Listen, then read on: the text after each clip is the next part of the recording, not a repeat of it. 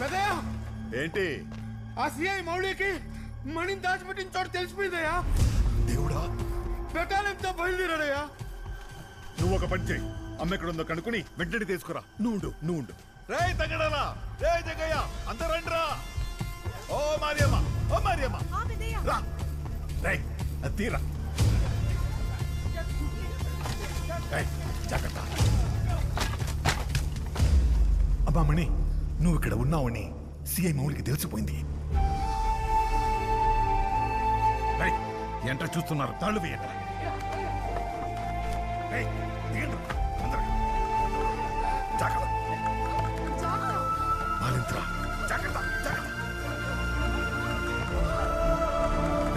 పోలీసులు వచ్చేస్తారు, తొందరగా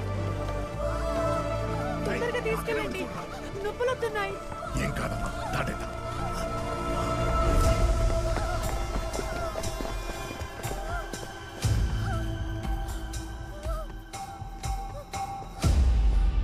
మణి ఆచూకీ నాకు తెలిసిందని చెప్పగానే నీ ఎంగిలి మెతుకులు తినే ఈ పోలీస్ కుక్క నిన్ను వెతుక్కుంటూ వస్తాడని నాకు తెలుసురా.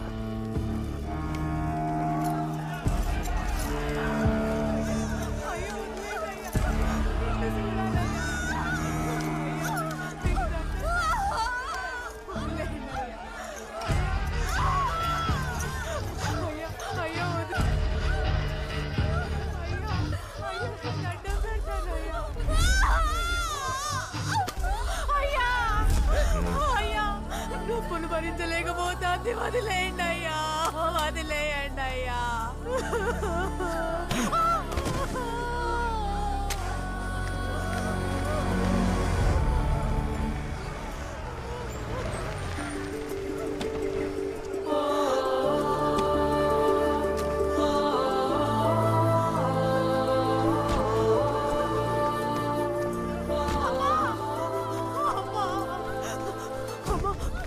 చూడండమ్మా, నిన్ను చూడాలని చూడకుండా చిత్ర హింసలు పెడుతున్నాడమ్మా.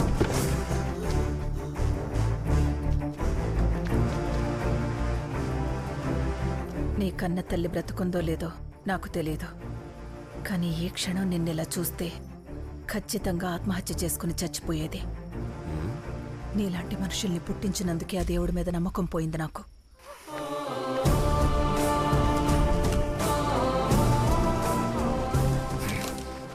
నొప్పులు దానికొస్తుంటే నువ్వరుస్తున్నావంటే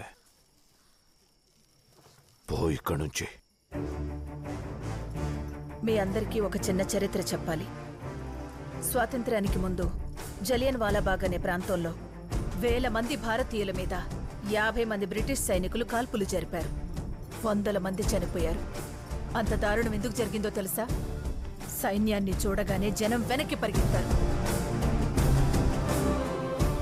అదే 1000 మంది భారతీయులు ఆ 50 మంది సైన్యం మీదకి దూసుకొచ్చుంటే చరిత్ర వేరుగా ఉండేది. ఏంటే నువ్వు జనాల్ని రెచ్చగొడుతున్నావా? ఒక్క తుపాకీతో 100 మందిని భయపెట్టొచ్చు. నిజంగా చంపాల్సి వస్తే దాంట్లో 6 గుళ్లే ఉంటాయని గుర్తు చేస్తున్నాను. 6 తుటాల్లో 1 నాది, రెండవది నాది, మూడవది నాది, నాలుగవది నాదే, మిగిలింది నాద్రాని అప్ప. సార్, పరిస్థితి చేయి దాటిపోయేలాగుంది. పదండి సార్, వెళ్దాం.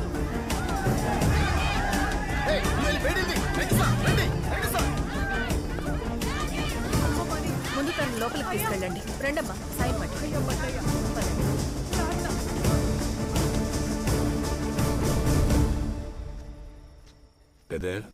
ఆవిడెవరు? ఆవిడ హేమలత గారిని. ఈ ఊరు పుట్టినప్పటి నుంచి ఈ ఊరికి ఏదైనా మంచి జరిగిందంటే ఆవిడ అడుగు పెట్టడమే. మా జీవితాల్లో మార్పు తీసుకురావడానికి ఆవిడ తన పద్ధతిలో ప్రయత్నాలు మొదలుపెట్టారు. దారులు వేరైనా నాగి తేవాలనుకుంటున్న మార్పు ఆవిడ కూడా కోరుకుంటుందని దివాకర్కి అర్థమైంది. అందుకే దివాకర్ ఆవిడ్ని కలిసి, నాగి, హేమలత లవణం గారు మన ఊరిని మార్చడానికి వచ్చారు. ఈవిడ కూడా నీలాగా చాలా. ముందు ఆవిడ ఇక్కడికి ఎందుకు వచ్చారో అది చెప్పు. నువ్వు ఊరిని మార్చాలనుకుంటున్నావు, కానీ దానికి ముందు నువ్వు మారాల్లాగే. మార్పు ఎప్పుడూ మనతోనే మొదలవుతుంది. నువ్వు చేయాలనుకునే పనిని సక్రమమైన మార్గంలో నేను చేస్తాను. నువ్వు పెట్టాలనుకున్న ఫ్యాక్టరీ నేను పెడతాను. పోలీసులకు లొంగిపో.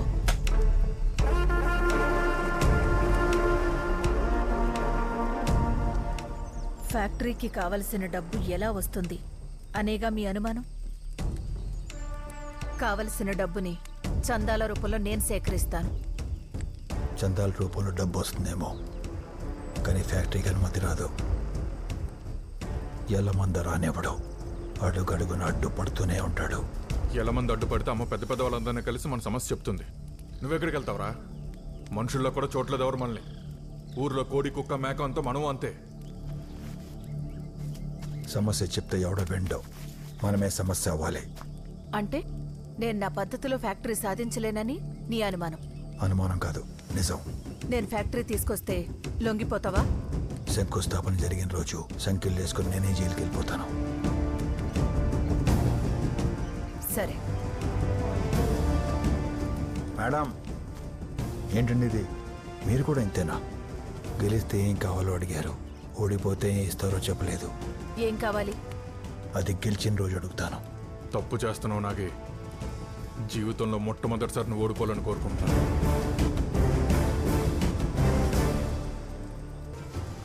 హిందీలో ఉత్తరం రాయాలి. ఇన్లైన్ లెటర్ ఒకటి తీసుకుని రా.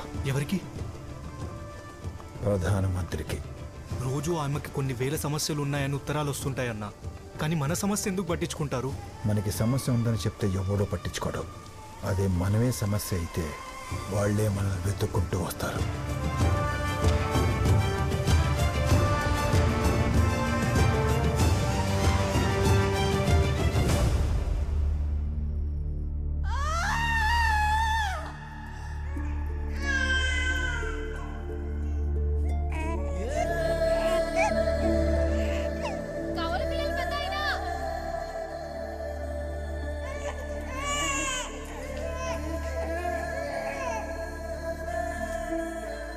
సమస్య అర్థమైంది పెద్దయ్య. సమాధానంతో తిరిగి వస్తాను.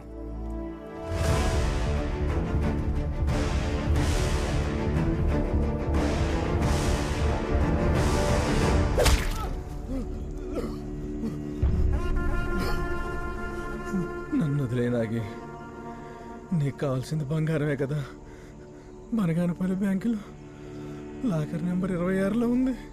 నన్ను వదిలేనాగి, నన్ను వదిలే. నాగి మనొచ్చింది.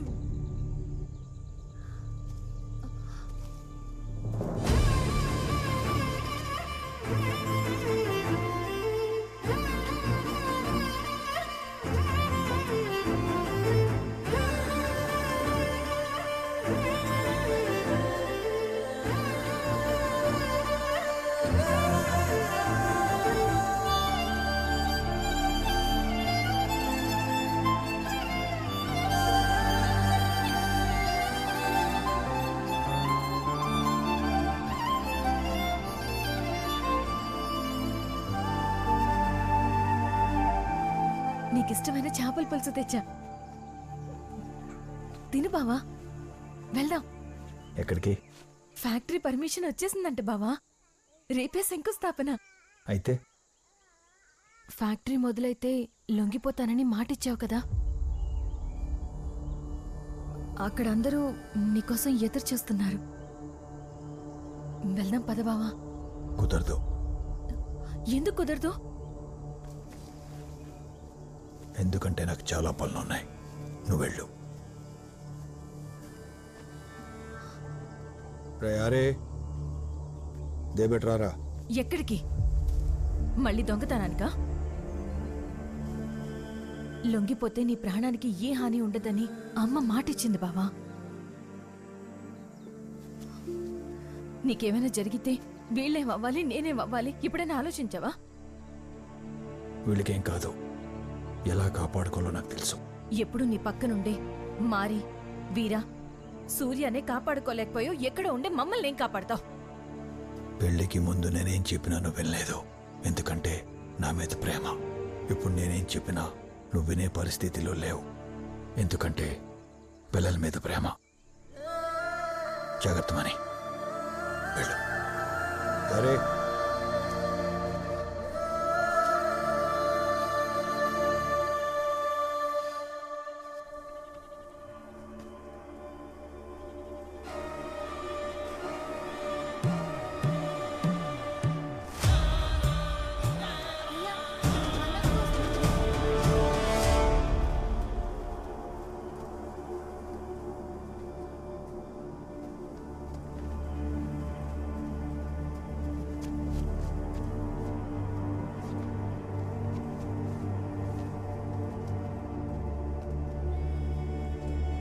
మణి, నాగేశ్వరరావు ఒప్పుకోలేదా?